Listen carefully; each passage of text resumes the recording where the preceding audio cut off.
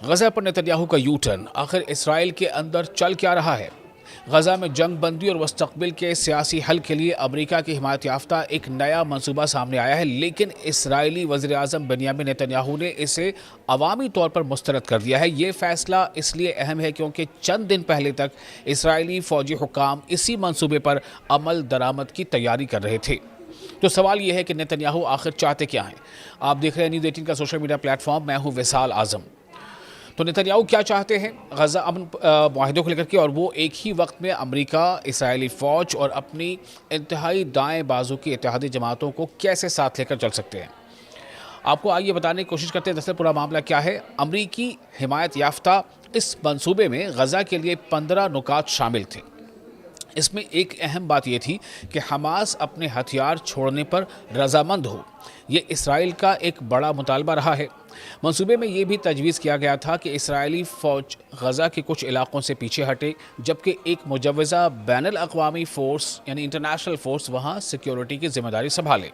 خاص طور پر جنوبی غزہ کے رفح کے قریب 3 علاقوں میں اسرائیلی فوج اور ممکنہ بین الاقوامی فورس کے درمیان ذمہ داریوں کی حد بندی پر بھی بات ہو رہی تھی، لیکن پھر نیتنیاہو نے اچانک اس منصوبے کو مسترد کر دیا۔ رپورٹس کے مطابق اسرائیلی فوج کے بعض اعلیٰ حکام اس بیان پر حیران رہ گئے۔ ان کا کہنا تھا کہ انہیں منصوبہ مسترد کیے جانے کا پتہ میڈیا سے چلا، حالانکہ اس سے چند دن پہلے ہونے والی ملاقاتوں میں نیتنیاہو خود غزہ سے فوجی انخلاء کے کچھ اقدامات پر رضامندی ظاہر کر چکے تھے۔ یہی وجہ ہے کہ اسے نیتنیاہو کی پالیسی میں ایک اور یو ٹرن قرار دیا جا رہا ہے۔ لیکن اصل مسئلہ صرف غزہ نہیں بلکہ نیتنیاہو کی اپنی سیاسی بقا بھی ہے۔ ایک طرف امریکی صدر ڈونلڈ ٹرمپ ہے۔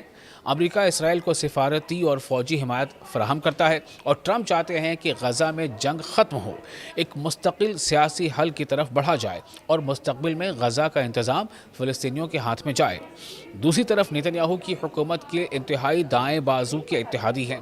یہ اتحادی غزہ میں اسرائیلی فوجی کارروائی جاری رکھنے اور حتیٰ کہ وہاں اسرائیلی بستیاں قائم کرنے کے حامی ہیں، اور یہی نیتنیاہو کا سب سے بڑا سیاسی مسئلہ ہے۔ اگر وہ ٹرمپ کی بات مانتے ہیں تو دائیں بازو کے اتحادی یعنی جو ان کے الائز ہیں، پولیٹیکل پارٹیز، وہ ناراض ہو سکتے ہیں اور ان کی حکومت خطرے میں پڑ سکتی ہے، اور اگر وہ اپنے اتحادیوں کی بات مانتے ہوئے جنگ جاری رکھتے ہیں تو امریکہ کے ساتھ اختلافات بڑھ سکتے ہیں۔ اس کے علاوہ اسرائیل میں انتخابات بھی قریب آ رہے ہیں، یعنی نیتنیاہو کے لیے سخت بیان دینا ایک سیاسی حکمت عملی بھی ہو سکتی ہے۔ وہ اپنے دائیں بازو کے ووٹرز اور اتحادیوں کو یہ پیغام دینا چاہتے ہیں کہ وہ غزہ کے معاملے پر اسرائیل کے مطالبات سے پیچھے نہیں ہٹ رہے۔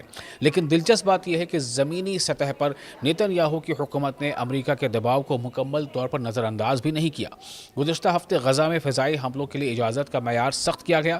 اب مخصوص اہداف کو نشانہ بنانے کے لیے اسرائیلی فوج کے چیف آف اسٹاف کی منظوری ضروری ہے، سوائے اس صورت کے جب اسرائیلی فوجیوں کو فوری خطرہ ہو۔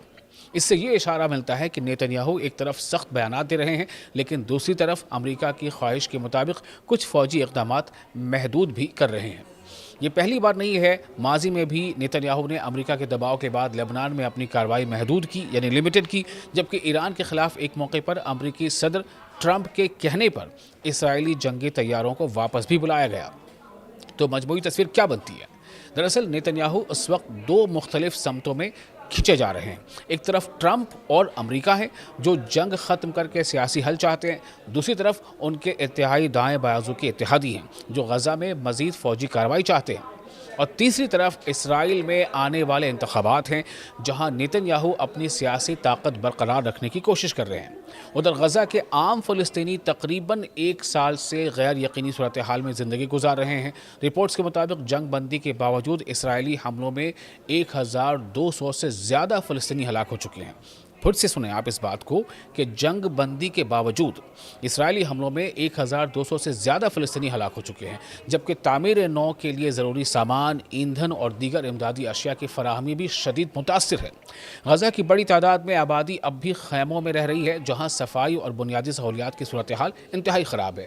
یعنی نیتنیاہو کے لیے یہ صرف ایک سفارتی یا فوجی فیصلہ نہیں، یہ ان کی حکومت، امریکہ کے ساتھ تعلقات اور آنے والے انتخابات تینوں کا امتحان ہے۔ اور ابھی سب سے بڑا سوال یہی ہے کہ کیا نیتنیاہو واقعی ڈونلڈ ٹرمپ کے منصوبے کو روک رہے ہیں یا صرف انتخابات تک وقت خریدنے کی کوشش کر رہے ہیں؟